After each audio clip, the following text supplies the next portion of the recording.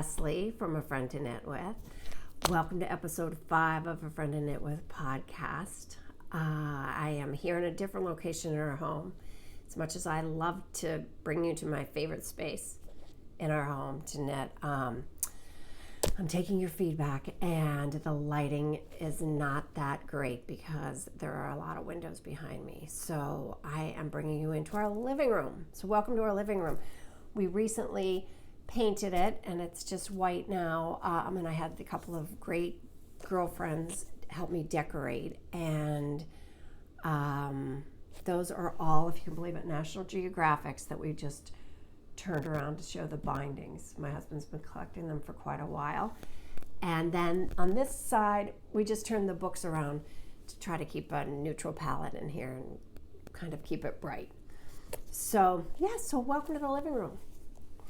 And Happy New Year. Welcome 2018. Today is January 18th, 2018, and I am shocked. It's already almost 3 weeks into this year. So, do you have goals? I don't usually set many. Probably throughout the year I do. But this year I decided, which I've never done, to set some knitting goals. And so in the journal/project log, I decided to break the year up into quarters, and in each quarter do a different garment for the body. So a sweater, something for your neck, something for my hands, feet, and maybe head, because I haven't been knitting very many hats. Maybe that's going to fit in there, but maybe not. But so I've been writing down patterns that I might be interested throughout the year. But yeah, so for 3 months I'll have certain goals, and I don't know why I just decided to do that this year. And I also saw where people keep track of their yardage, which I know Ravelry will do that for you, but I don't always put all of my projects into Ravelry. So that is fun too. I saw someone knit 13 miles. Maybe we knit even more than that. I was shocked. 13 miles. That's a pretty long piece of yarn if you put it all together. So yes. So that's what I'm going to do for 2018. I would love to hear if you guys are going to do anything. Leave me a comment below. Let me know your knitting goals. My kids just left this week. I had 2 home from college, and my high school boy is still here. And so that was a great break, great holiday. I don't know, it seemed long and fun. We didn't do anything though with this cold weather. We pretty much just watched movies and hung out and had friends over and cooked and ate, and I did a little bit of knitting. Libby suggested making chunky knit beanies with fun faux fur pom-poms on them. So this was a hat that I wrote the pattern up for in 2009, and it's over on the blog. And yeah, so Jennifer on Instagram, a friend, found these pom-poms at, it's called Baby Violet Beanies over on Etsy. And they're faux raccoon beanies. This is an 11 centimeter pom-pom. She has bigger ones too, but we thought that was a nice size. Yes, and so Libby's is a hot pink pom-pom, and I just put a white one on mine. But you can see it's cute. I love the pom-poms. So yeah, chunky knit beanie with a faux fur pom-pom. And that is over on the blog already. So I did make 2 of those, not too exciting because they take an hour and a half. I did time it one night watching The Crown, which I'm enjoying watching so much, and it from start to finish, and it's not because I'm fast. I got up, made tea, did stuff, I'm sure, with the kids, like got them food, maybe not, I don't know. I did something else, I'm sure. Went to the bathroom, not sure. But it wasn't like I just was like feverishly knitting. So you can make one of these in a night. and then sew on the pom-pom. And these pom-poms, by the way, are on elastic. So what I recommend is using a different piece of yarn, not your finishing piece. And if you want to wash it, then you can cut the yarn, and then if you have a little spare, you can sew it back on. They might wash well, though. I don't know. I haven't tried. So, and what I'm working on, you guys, is the Humulus sweater. You may have seen this on, on Ravelry or on people's Instagram accounts. But yes, it is. Don't let color work intimidate you, because it really isn't that hard. The hardest thing is following a chart, which I messed up. I had to rip out about 10 rows, but now I'm happier because of it. But I have taken it off the needles and tried it on, and it fits, and I'm super happy about it. As much as I love doing the color work part, I am so excited to be just knitting in the round. I wanted to share something with you. So I didn't join my second ball yet, or my another ball. This might be like the fourth ball. But I get questions on how to join a ball of yarn, and I tell people all the time the same thing, which I Googled it on YouTube, and they give this way that will create a hole. So my mother taught me this. It was her way. It locks the fibers or the pieces of yarn together, so then when you just sew it through in the back, you don't have to tie a knot or anything. It's really great. So when you get, and a lot of you may know this, but even if one person watching doesn't, then I'm so excited to help. So you just take this, your last piece, your last little bit of the ball, and you knit it without taking it off. Okay, so leave it on. And then you take your new ball of yarn and you knit it and drop that piece of yarn, and then take both of those off together. Okay, can you see? So that is one stitch. You didn't make two stitches.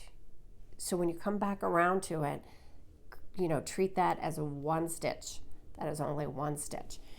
And what that does is really, it truly locks the two together, and you won't have a hole, which if you just start your next ball of yarn on the next stitch, it creates a hole. And then when you're sewing it together, it's not as flawless. So that's my little tip of the day for you. And if you have any questions, feel free to email me or shout out. If there might be even something even better, but that is tried and true, and I highly recommend that way to join your second ball to join a second ball of yarn in the middle of a project. So yeah, that's my big project that I'm working on. I started a pair of so these are called ankle socks. It's a very complicated name. I couldn't think of it for a minute, but it's an ankle sock. So I love these socks. I made them for all the kids last year. I made my sister a pair, and she sent me a photo of her getting ready for her yoga class, putting out her stuff, and she had her little socks on, and I was so happy. So I decided I needed a pair, and I like to use Lion brand woolies. You can find it on sale for like $2.99 a ball, and I love to use it for this project and some mitts because you're indestructible. You can throw it in the washing machine, the dryer, with other things. It wears well. It's great. So it's a washable, fiber, and that's as much as I have on the second, but they go so quickly. And yeah, they're just these little, I would just wear them around the house, little ankle socks. So I am excited to finish that. So that'll be my foot goal for the first quarter. Crack myself up sometimes.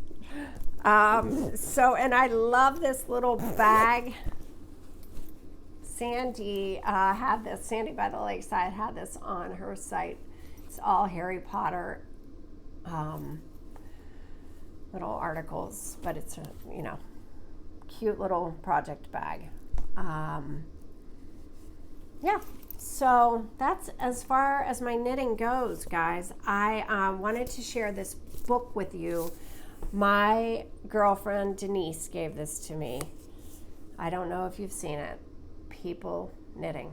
It is like, you would love it. Look at that guy. The photos are, it spans a century from 1860 to 1960, and it just makes me so happy to see all these people, children, when the Royal Air Force needed knit things, when the Red Cross called out, for people, when, it's an amazing, vintage photos. There's a beautiful picture of, well, this isn't her, but look at that. Look, I think she has was that the beginning of like a project bag on your arm?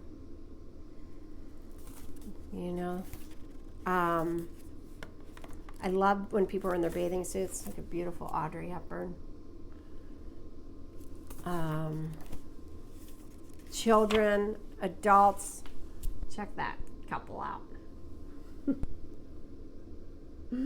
So anyhow, it is fun if you are interested in something like that to have on your coffee table, by your bedside. And the other thing, you guys, how are your hands in this weather? I have eczema. I have dry hands. This weather is horrible, and I don't think holding wool in my hands helps. So I wanted to share, I've had eczema for years, and I've used steroid creams for years, and I'm trying to avoid that at all cost. So I found this on Amazon, and it's been really working well. The tub is kind of big, so I ended up putting it in smaller glass jars, and that way I have them in my car and next to my bed and my knitting bag and my purse, and it truly offers relief right away and helps with the dryness. And the other thing I did get was pure shea butter, and that helps too. I like to rather go to sleep with this because it's kind of greasy, and I'm not crazy about the smell of shea butter, but it's hard and you have to put it in your hands and warm it up, but it's a little greasy, so that's why I go to bed with this one. But anyhow, my hands are getting better, but they're terrible. So if anyone has any other recommendations, it's not a prescription hand cream, because I used that for 20 years and I think I did havoc on my hands for that too. So I would love if you could share your information. So yeah, that's pretty much it. Thank you for watching. And the update on the mugs. I'm working on something little to go inside, and I'm headed out of town next week, so I hope to have these in the shop. That would be like the 29th. So I'll be sure to let you know. I'm super excited about the little thing I'm gonna put inside the mug for people. So yep, thanks for watching, and remember, you always have a friend to knit with. Take care.